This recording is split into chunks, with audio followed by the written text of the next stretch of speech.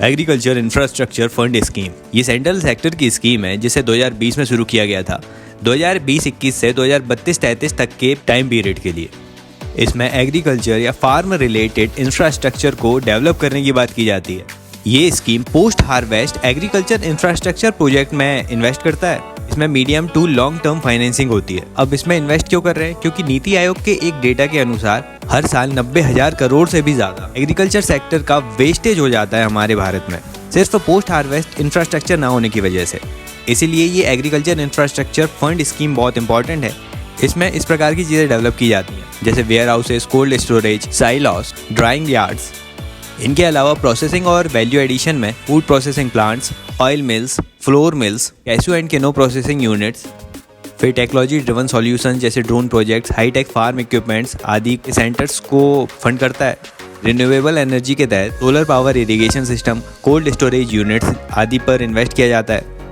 इसी प्रकार की कुछ अन्य स्कीम्स जैसे पीएम कुसुम स्कीम्स हैं। कुसुम स्कीम में सोलर पंप्स को इस्टेब्लिश किया जाता है। इन सब चीज़ों की funding agriculture infrastructure fund scheme के द्वारा की जाती है।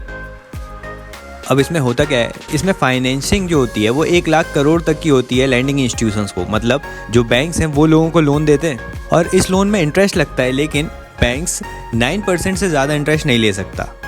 और यदि आपका लोन 2 करोड़ तक का है और वो 7 साल के टाइम पीरियड के लिए लिया गया है तो उसमें 3% का इंटरेस्ट सबवेंशन मिल जाता है। मतलब जो 9% का इंटरेस्ट लग रहा था उसमें से 3% अब गवर्नमेंट दे देगी, आपको सिर्फ 6% इंटरेस्ट पे करना होगा।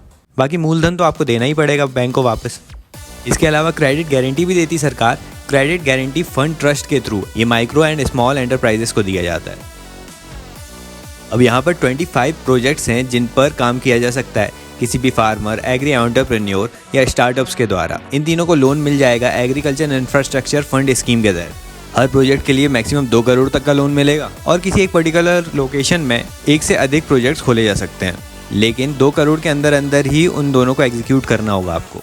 लेकिन यहाँ पर state agencies, cooperatives, farmer producer organisation, self help groups, इनके लिए कोई लिमिट नहीं है, वो कितने भी प्रोजेक्ट्स ओपन कर सकते हैं। लेकिन इसके लिए एक शर्त है कि आपके पास जितने भी प्रोजेक्ट कॉस्ट है उसका 10% अमाउंट आपके पास होना चाहिए। आप 10% अमाउंट उस प्रोजेक्ट में पहले ही लगाएंगे। जैसे 1 करोड़ का प्रोजेक्ट है तो 10 लाख आपको ही लगाना पड़ेगा उसमें पहले, तभी लोन सैंक्शन किया जाएगा आपको। इसमें कोई भी इंडिविजुअल फार्मर भी अप्लाई कर सकता है। साथ ही सोशल इंक्लूजन को बनाए रखने के लिए टोटल ग्रांट का 24% जो है वो SC/STs पर खर्च किया जाएगा। इसमें 16% अमाउंट शेड्यूल कास्ट पर और 8% अमाउंट शेड्यूल ट्राइब पर खर्च होगा। इसके अलावा FPOs, SHGs, joint liability group, cooperative societies, primary agriculture credit societies, startups and agri tech companies, state agencies, public private partnership के माध्यम से चल रहे प्रोजेक्ट्स, एंटरप्रेन्योर्स, एग्रीप्रेन्योर्स आदि सभी इस स्कीम के तहत लोन लेने के लिए एलिजिबल हैं।